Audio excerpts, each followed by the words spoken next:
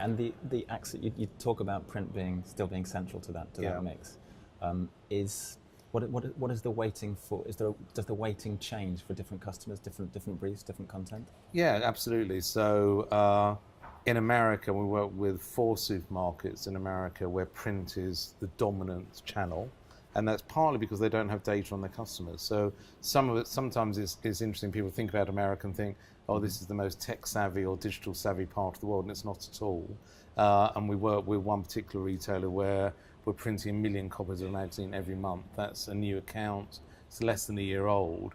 And they wanted only print. And we've slowly introduced some video and some digital, but the main bulk of the communication is print. And are there times when you might have a client who wants only digital, but then you work to introduce them to the idea of print? Sometimes. I think where we have a client who comes to us for digital only, then we'll often just work with digital only, and print may or may not get introduced into the conversation. But we have, I mean, a very good example is we work with Virgin Group on their internal communication. So I should know this, but I don't know this. They've got thousands and thousands of Virgin employees around the world, whether it be Virgin Atlantic or Virgin Mobile or whatever the brands are. And there's a central piece of communication that we create that goes to every Virgin employee in the world. So 5 years ago, that was a print piece that was sent out to all their employees everywhere. And then about 3 years ago, they decided, actually, we should save some money, shift to digital. So we shifted to digital. And about 6 months after that, they realized that no one was engaging in the digital piece, and they've switched back to print again. And they're not unique. I think that if you go with a digital-only campaign, then maybe you need an element of print within it. And it certainly depends on who your audience is.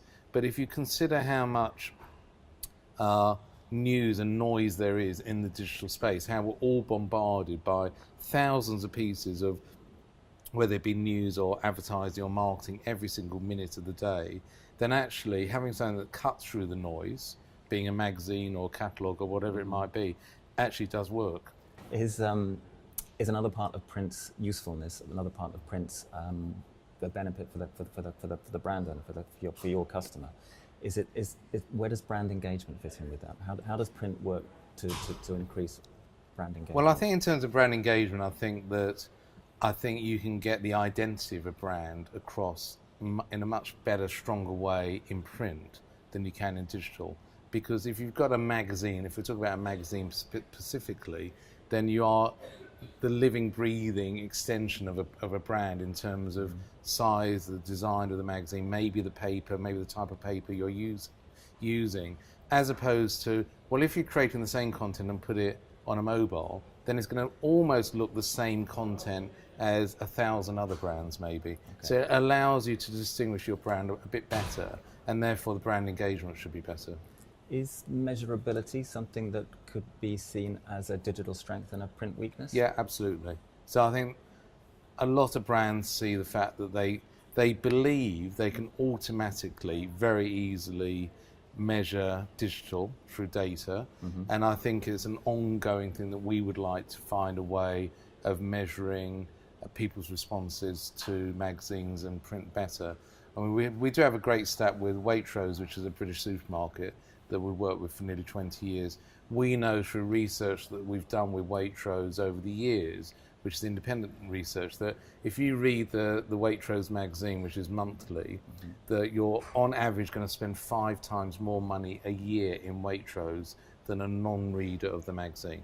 And it's just a question of people just investing a bit more into research of what print is doing.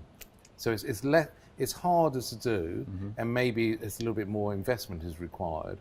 But I think what those brands will find is the numbers are actually much, much stronger.